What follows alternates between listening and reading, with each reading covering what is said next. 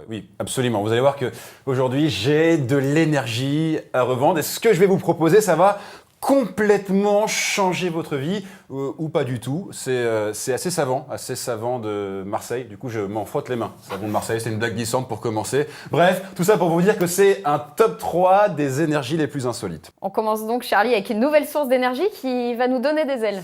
Oui, qui va vous donner des ailes, ou plutôt qui va vous clouer le bec. La voici apparaître à l'écran, cette nouvelle source d'énergie. Alors, je précise que ce n'est pas la poule que vous mangez qui crée de l'énergie, bien qu'un bon poulet frites, ça donne la patate. Non, ce qui crée de l'énergie chez la poule, ça ne se mange pas. Je dis bien a priori, ça ne se mange pas. Ce sont ses excréments. La fiente dégage du méthane qui peut être brûlé pour produire de l'électricité. Et il y a d'ailleurs une première centrale de ce type qui a été créée en Europe, en 2008, aux Pays-Bas. Elle recycle, écoutez bien, tous les ans, 440 000 tonnes de fiente. Et ça permet d'alimenter 90 000 foyers en électricité. Et je pense que vraiment, c'est une énergie d'avenir. En tout cas, la fiente, clairement, ça déplume.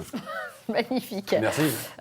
Donc, Mais il y a plus raffiné, Parce que là, c'est vrai qu'on est dans les excréments, etc. J'ai envie un peu d'élever le débat. Oui, il y a une deuxième source. En tout cas. Oui, alors on l'élève. Le débat, deuxième source d'énergie, une nouvelle source d'énergie que je vous propose aujourd'hui. La voici apparaître à l'écran. Alors, ce n'est pas du jus de pomme, c'est beaucoup plus fruité, beaucoup plus goûtu. D'ailleurs, ceux qui l'ont goûté vous le diront. C'est de l'urine humaine. Eh ben oui, l'urine, c'est une énergie qui soulage puisqu'elle contient deux composés pouvant être source d'hydrogène. Il y a l'ammoniac d'un côté et l'urée de l'autre côté. Et vous le savez, avec de l'hydrogène, on est en mesure de produire de l'électricité. La bonne nouvelle, c'est qu'on est 7 milliards d'humains sur Terre et que tous les jours, on produit 10 milliards de litres d'urine. C'est donc une énergie quasiment inépuisable, très pratique dans les lieux isolés. Et regardez d'ailleurs à l'écran, ce qui apparaît, c'est une belle photo avec 3 jeunes filles, 3 Nigériennes. Elles ont réussi à inventer un générateur électrique qui fonctionne à l'urine. Avec 1 litre d'urine, elles produisent 6 heures d'électricité. Et c'est franchement une invention qui plaira beaucoup aux hippies parce qu'elle est peace and love.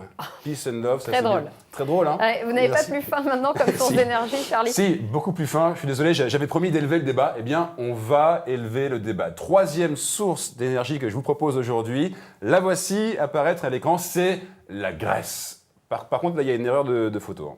Parce que quand je dis la Grèce, c'est pas le pays, c'est la Grèce humaine. Et oui, absolument. J'espère que vous n'allez pas me trouver trop gras ce matin. Mais l'idée, c'est de recycler les tissus gras humains issus des nombreuses opérations de liposuction pour en faire du biodiesel. Absolument. Alors, c'est complètement interdit pour le moment, mais franchement, c'est une bonne idée parce que c'est une énergie qui ne coûte pas cher. Cher, C-H-A-I-R. Eh oui, parce qu'avec 1 litre de gras humain, on pourrait faire 1 litre de biodiesel. Et la bonne nouvelle, c'est qu'on vous dira plus faites attention à votre ligne, mais bien au contraire, bouffez, bouffez, bouffez. Vous produisez de la richesse pour notre pays. Merci. Bon appétit.